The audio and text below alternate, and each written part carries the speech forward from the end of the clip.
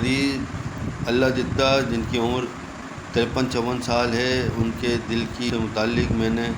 پہلے ہی جو ہے 25% دھڑک رہا ہے، یعنی دھڑک کیا رہا ہے، یوں سمجھ لو کہ 25% کام کر رہا ہے، ٹھیک ہے، اوپر سے ہرنیا بھی ہو گیا ایسے۔ بہرحال یہ ہے کہ یہ جو 25% کے علاوہ اس کا جو نیچے بہت ساری چیزیں اس کے دل کی مسئلے مسائل ہیں۔ بہتر تو یہ ہے مریض کو کسی ایسے ہی بڑے سرکاری دل کے اسپتال سے علاج کراتے رہنا پڑے گا، کیونکہ دیکھیے ای ایف جو ہوتا ہے وہ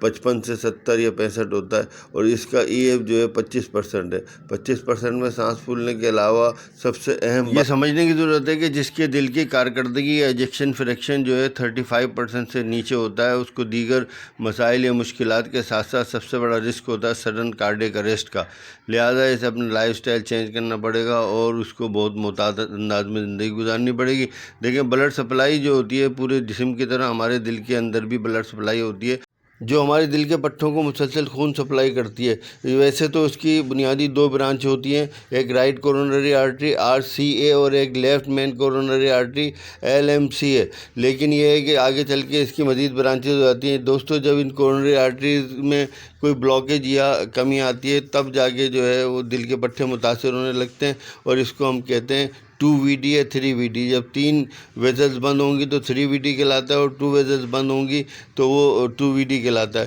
لوگ کہتے ہیں کہ دل کے وال بند ہیں، وال بند نہیں ہوتے، یہ کورونری آرٹریز بند ہوتی ہیں اور ان میں جو ہے اسٹنٹ ڈلتے ہیں، یا اگر 3VD ہوگا تو بائی پاس ہوتا ہے، جیسے کہ اس مریض کا ہے۔ اس کا RC 100% اور LCX 70% اور LAD 50% بلاک ہے، لہٰذا یہ 3VD کہلائے گا، اس کا بائی پاس ہی ہونا زیادہ مناسب ہوگا۔ ڈائبٹک پیشنٹ ہو اور لیفٹ سائڈ کی جو آرٹریز ہوں، یہ لیفٹ مین آرٹری یا لیفٹ مین آرٹری ڈیزیز، وہ 50% سے بھی زیادہ اگر بلاکیج ہے تو تب بھی جو ہے بائی پاس ہوتا ہے۔ یہ اہم ترین بات ہے کہ بلڈ سپلائی ہوں تو پورے دل کو ریگولر چاہیے ہوتی ہے، لیکن لیفٹ سائڈ کے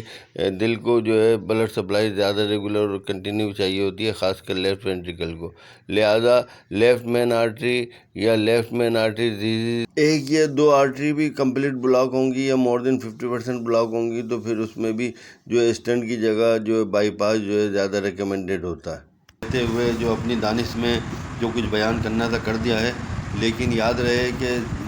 مریض کے معاملے میں، انسانیت کے معاملے میں ایسا کیا جاتا ہے جو مریض کے حق میں بہتر ہو۔ تو سب سے پہلے مریض اور اس کی صحت، اور اس کے بعد سب۔ تو ویسے تو اس کو جتنی جلدی ممکن ہے سرجیکل پروسیجر یعنی coronary artery by pass grafting سے گزرنا پڑے گا، اور اس کے بعد جا کے آگے کچھ حل نکلے گا۔